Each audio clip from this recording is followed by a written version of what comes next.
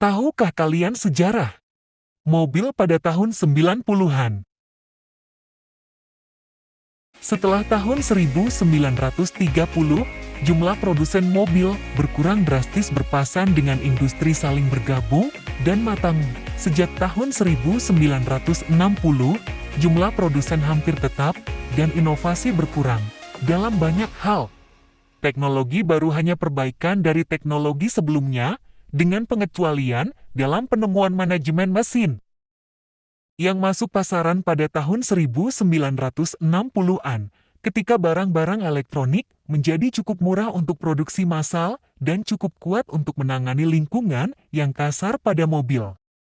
Dikembangkan oleh Bosch, alat elektronik ini dapat membuat buangan mobil berkurang secara drastis sambil meningkatkan efisiensi dan tenaga.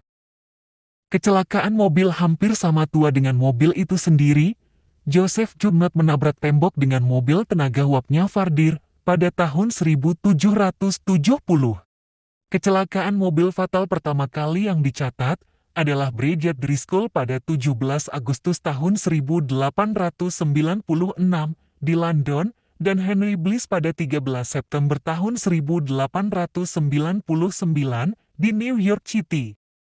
Setiap tahun lebih dari 1 juta orang tewas dan sekitar 50 juta orang terluka dalam lalu lintas. Menurut perkiraan WHO, penyebab utama kecelakaan adalah pengemudi mabuk atau dalam pengaruh obat. Tidak perhatian, terlalu lelah, bahaya di jalan seperti salju, lubang, hewan, dan pengemudi teledor. Fasilitas keamanan telah dibuat khusus di mobil selama bertahun-tahun. Mobil memiliki 2 masalah keamanan dasar, pengemudi yang seringkali berbuat kesalahan dan ban yang kehilangan gesekan ketika pengereman mendekati setengah gravitasi. Kontrol otomatis telah diusulkan sebagai contoh. Riset awal memfokuskan pada peningkatan rem dan mengurangi bahaya api pada sistem bahan bakar. Riset sistematik dalam keamanan tabrakan dimulai pada tahun 1958 di Ford Motor Company. Sejak itu, banyak riset memfokuskan pada penyerapan energi luar dengan panel yang mudah hancur dan mengurangi gerakan manusia pada ruang penumpang. Meskipun terjadi peningkatan dalam teknologi keselamatan, angka kematian dari kecelakaan mobil tetap tinggi, sekitar 40.000 orang meninggal setiap tahun. Angka yang tetap bertumbuh sesuai dengan peningkatan populasi dan perjalanan. Dengan tren yang sama di Eropa, angka kematian diperkirakan akan menjadi 2 kali lipat di seluruh dunia pada tahun 2020. Angka yang lebih banyak dari kematian adalah luka dan cacat. Kendaraan bahan bakar alternatif adalah kendaraan yang dapat beroperasi menggunakan bahan bakar selain bahan bakar minyak tradisional bensin atau diesel. Dan juga merujuk untuk segala macam teknologi mesin kendaraan yang tidak beroperasi dengan bensin, contohnya mobil elektrik, kendaraan elektrik. Karena kombinasi beberapa faktor, misalnya kepedulian lingkungan, tingginya harga minyak, adanya pengembangan bahan bakar alternatif yang lebih ramah lingkungan. Maka pengembangan kendaraan bahan bakar alternatif telah menjadi prioritas utama bagi pemerintah dan produsen otomotif di banyak negara. Kendaraan elektrik hibrida seperti Toyota Prius sebenarnya bukanlah kendaraan bahan bakar alternatif, tetapi karena teknologi yang canggih pada baterai elektriknya, maka mobil ini dapat menggunakan bahan bakar dengan sangat efisien.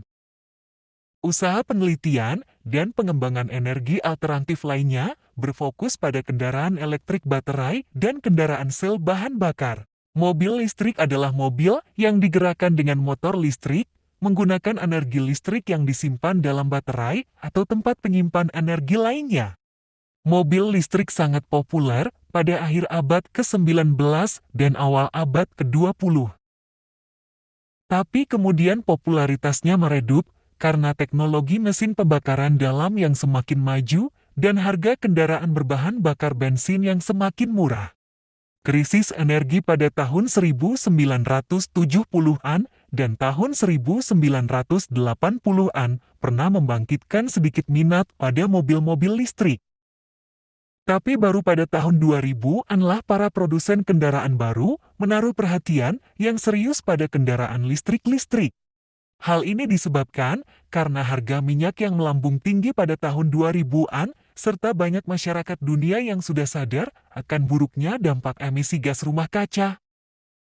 Jauh sebelum orang lain memikirkan sesuatu yang bisa membawa mereka ke tempat lain dengan lebih mudah, Leonardo da Vinci sudah membuat konsep mobil pada tahun 1478.